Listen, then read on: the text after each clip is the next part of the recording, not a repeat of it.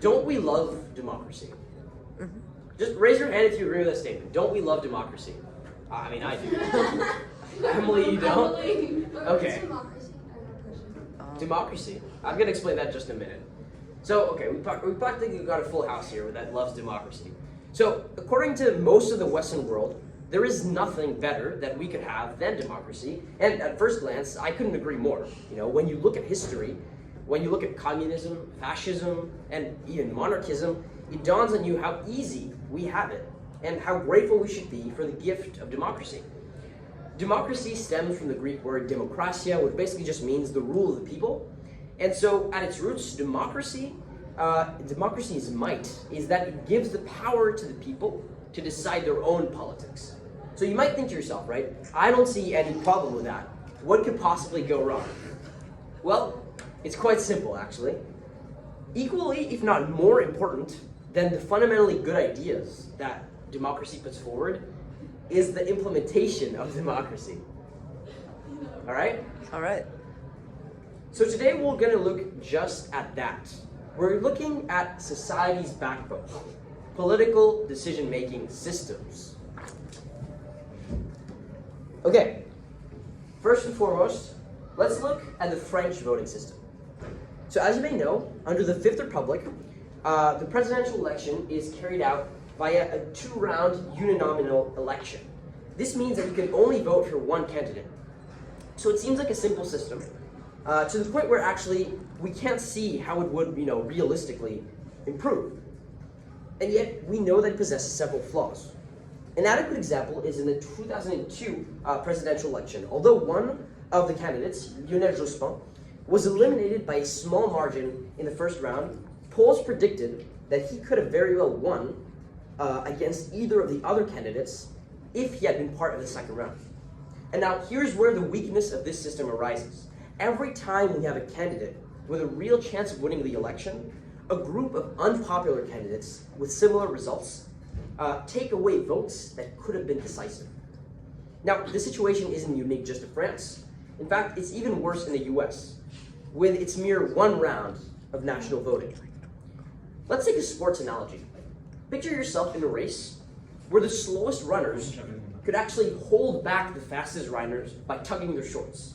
In that case, the winner of the race wasn't actually the fastest, but it would be the runner who managed to be held back the least. So I think we all can agree that this is illogical and it's contrary to fair play and to sportsmanship, right? Tugging the shorts of someone that's faster than you. But yet this is exactly what happens at the presidential election. The outcome is decisively influenced by the presence or the absence of certain smaller candidates. But we're talking about something much more important than the outcome of a race.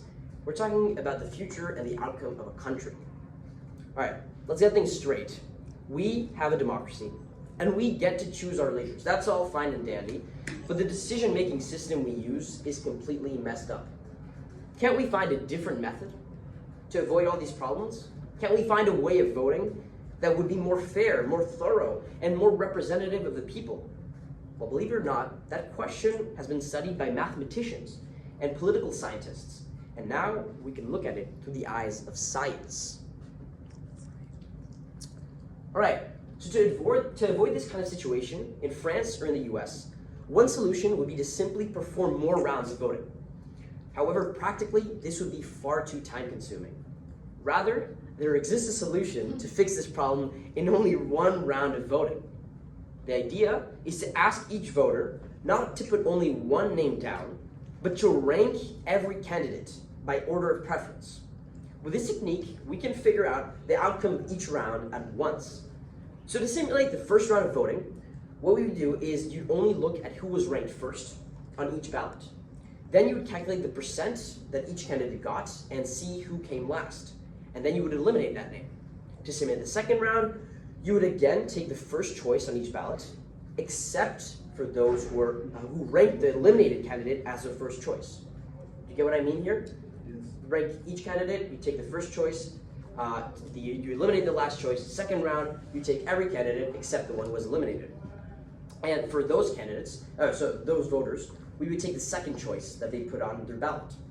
Once again, we calculate the percent of each candidate, and we would eliminate the last one, and then we would repeat this process until we would have a winner.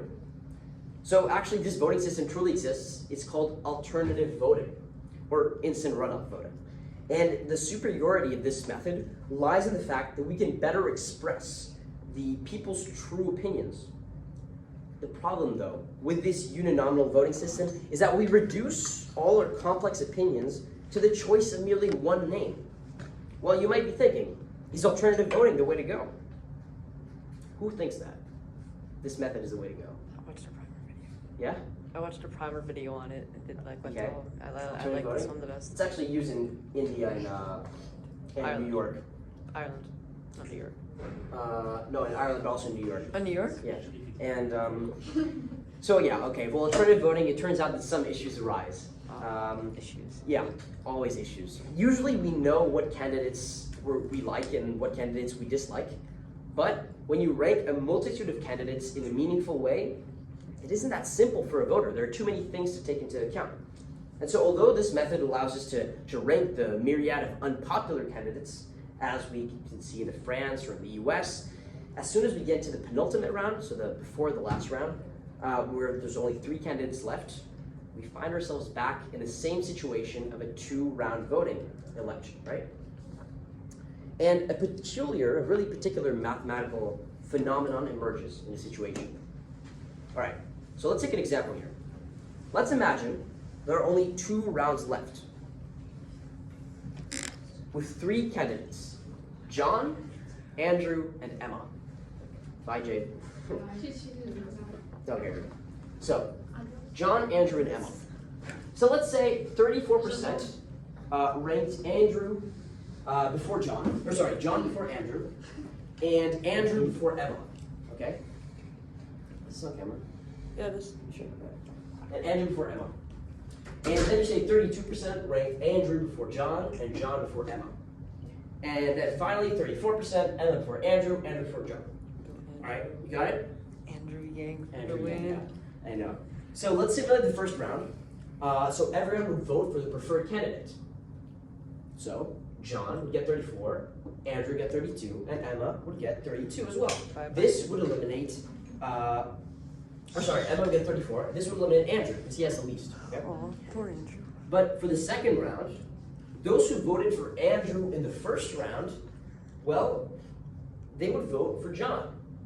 So John would get 66, 32 plus 34, and Emma would get 34. So John would win by a complete landslide.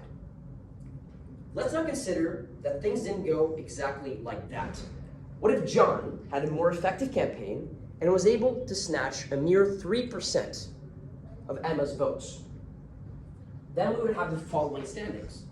You would have John first, Andrew, Emma with 37%. You'd have Andrew, John, Emma with 32. And then Emma, Andrew, John with just 31. So this wouldn't change, right? So if you simulate the first round again, same thing. John get 37, Andrew 32, Emma 31. Who would be eliminated? Emma. Emma, right? Yeah, we all agree with that? Yes. And if we simulate the second round, yeah? But doesn't it make more sense that Emma's eliminated because she was chosen to be last twice when Mhm. Andrew was never last? Yeah. Oh, here? Well, that would make Because sense. that makes like Andrew the one that the population would be like Oh wait. the less like against because no one put him in last choice, so it's like he's the one that is like the Mhm. the best like Yeah, possible. I see what you mean. Wait. That could be a solution, yeah? Wait. So you want the candidate closest to you to get out earlier, because then all of those votes go to you. If you were running an instant runoff, instead of trying to get, like, if I'm Biden and someone and there's Trump, Yeah. instead of trying to get Trump out, what I would want to do is I'd want to get out like some other minor Democratic much. candidate. So Yeah. otherwise, the vote will go to the. That could work. And so, right, so in this situation, right, the only thing we changed between this situation and the situation before that is that we gave 3% of the votes from John to Emma. We took Emma's 3% and gave them to John. And what happens here, Eli, what happens here is that, well, what would happen? You tell me, actually. Andrew ends up winning. So, first of all, we eliminate Emma. Then we get to Okay. That's what you're saying. And then, that means that we have Andrew 32 and John 37, okay? And so, for Emma's voters, we have 31% for Andrew.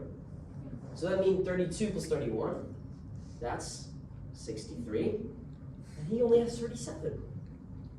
Andrew would win with 63% of the votes. That is a landslide, and that is completely illogical. Does anyone see the paradox here? Know what I mean?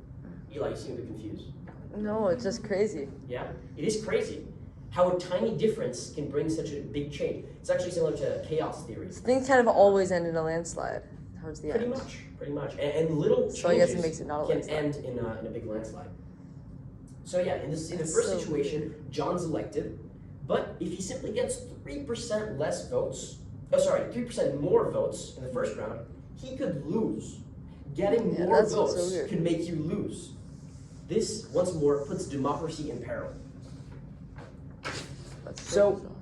This exact phenomenon is known as Arrow's paradox.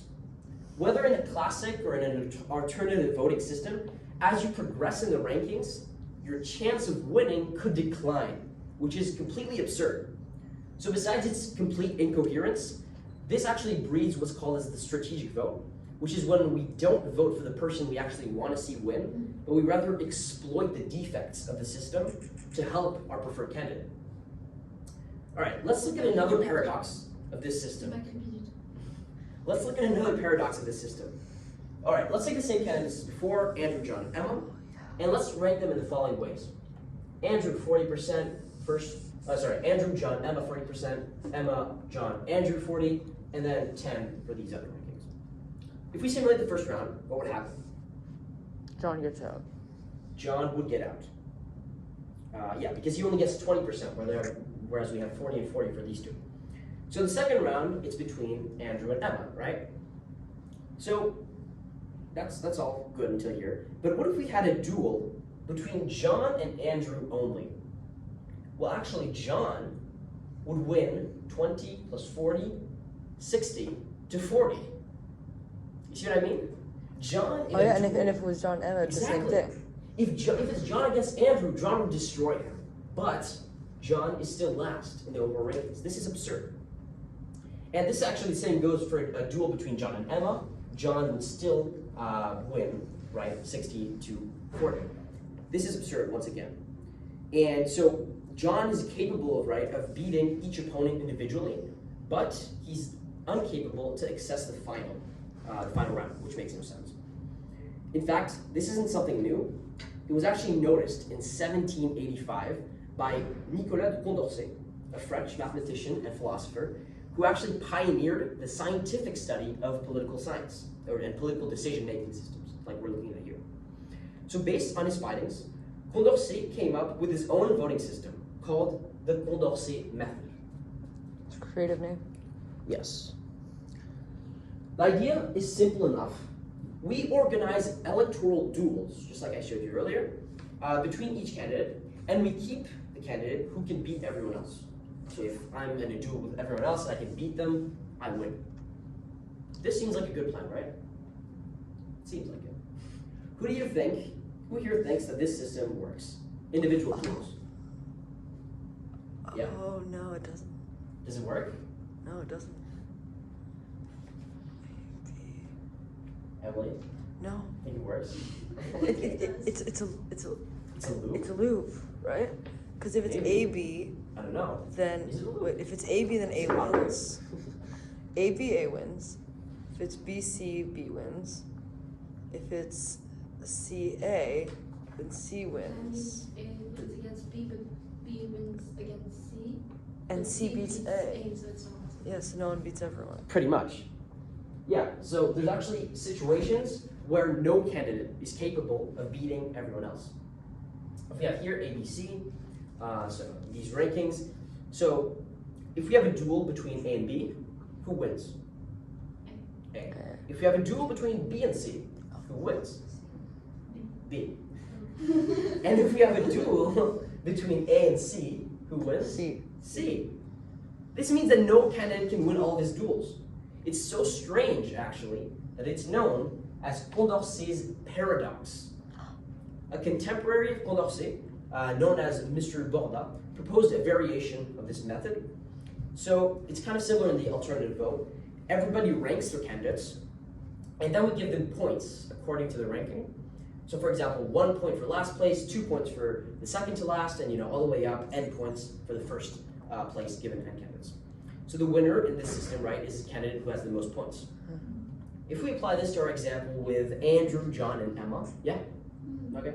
If we apply this to our example with Andrew, John, and Emma, we would end up with, I'm just going to tell you from memory, 190 points for Andrew and Emma, and 220 points for John, who would win the election. This solves all problems up to now. Seems perfect, doesn't it? No, because there's a but coming. As you might have guessed, this isn't ideal either. Indeed, the system's success actually depends on how you decide to distribute the points.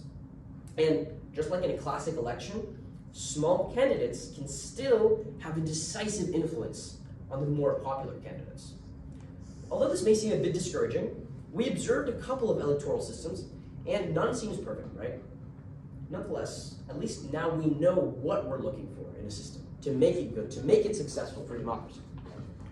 So the question of optimizing the decision-making process was studied by an exceptional American economist and Nobel laureate named Kenneth Arrow, who I personally love. And he came up with a really fundamental result. It's called Arrow's impossibility theorem. So through this thesis, Arrow puts forward the 5 conditions that are necessary for an optimal system. Let's try seeing if you can think of them. Do you have any ideas of what they could be? What are the 5 things that you need to have a perfect system of making decisions of voting? Principles, things like that. What do you think? Have any ideas? I mean, the main one is like the most liked candidate should win. The most what? The most liked candidate should win. Yeah. Maybe the least hated one though. Least hated one, most liked, yes. That's true. What else? Do you have any other ideas? Maybe something about just basic stuff. Should you listen to everyone, or should you listen to only some people Everyone. and eliminate yeah? Everyone. You should listen to everyone. That's the first. That's also really important. It's the principle of non-dictatorship. You always have to consider every individual, their preferences before you make a decision. That's basic. So what else? There are 4 more. Can you find them? I think you can find them. So you listen to everyone. Everyone has to have like an equal chance. Like all of them. Yes, that's true. So actually, that's spot on. Second one, individual sovereignty. Each person voting, each individual, they have to be able to order the choices in any way they want. Otherwise, it's just a dictatorship, right? Yeah. Okay. Then, what about the case, for example, if everyone votes for, or almost everyone votes for one candidate? They should win. They should win. Why? Because they're the most likely Because ones. they're the most likely. Exactly. So, unanimity. If it's unanimous, if there's a decision that we take that's unanimous, if every individual prefers one choice to another, well, then the group ranking should do the same, right? Obviously. Okay, this 4th one is a bit less relevant and it's harder to find, so I'm just going to tell you it. It's freedom from irrelevant alternatives. So if you remove a candidate from the voting, the overall order shouldn't change. Like we did earlier, right? We took out some votes from Emma and gave them to John, and it changed the whole thing. So that shouldn't happen. And the 5th one is just to make sure that no mistakes can happen if you repeat the elections. Do you say what I mean here? If you repeat the elections, what should the results be? The same. Same. Exactly. But the uniqueness of the group rank. how would they change? Exactly. They shouldn't change. Why would they change? That's what we did earlier, remember? We had the same votes, but we just treated the votes in a different way, and it affected the results. So the system should always return the same results whenever you apply it to the same candidates. All right. This is a lot of technical terms. What does this all really mean? Well, in essence, Arrow's impossibility theorem. Oh, Jade's back. Hey Jade, you're back. How'd it go? It was Cool. You're back at the most important moment, so you're on time. Do a dance for the camera. Dance for the camera. Okay. Okay. No. Oh no, no. Red. Okay. Alright. Okay, guys. Clap to restart. Like no, like this. No, otherwise the video won't restart. You have to do this. Good. Okay, guys. Listen up. This is really the most important part, Jake. You actually case caught on. In essence, we're talking about arrows and possibility theorem. So what arrows and possibility theorem states, it gives out 5 necessary conditions to find the optimal decision-making voting system. What does this really mean, though? It means that there is no electoral system that can possibly satisfy these 5 conditions. That isn't good. There you go. The perfect political decision-making system does not exist. That's kind of hard to That's take the in. answer? Yeah. Oh, bye. For now. For now. Right? Perfect political decision does not exist. Now, right, I understand you may find this a bit surprising or even disheartening. I certainly do. But nevertheless, we mustn't let the absence of perfection in the realm of political decision-making hinder our pursuit of a simply better way of making decisions. Sometimes we have to accept that perfection just isn't achievable. Instead, let us just embrace democracy's imperfection with open arms, and let our imaginations run wild with ways and ideas to improve the way our society operates, rather than try and make it perfect. Because, as Winston Churchill once said, democracy is the worst form of government, except for every other form that has been tried. Alrighty. Now, let's see where your creativity leads you to.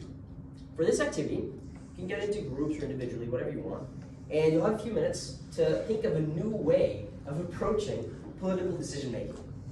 So each group can invent a new system, a new way of voting, and then you can briefly present it to everyone here. And as again, we'll let good old democracy do the rest, and we'll vote for whichever one we collectively consider the best.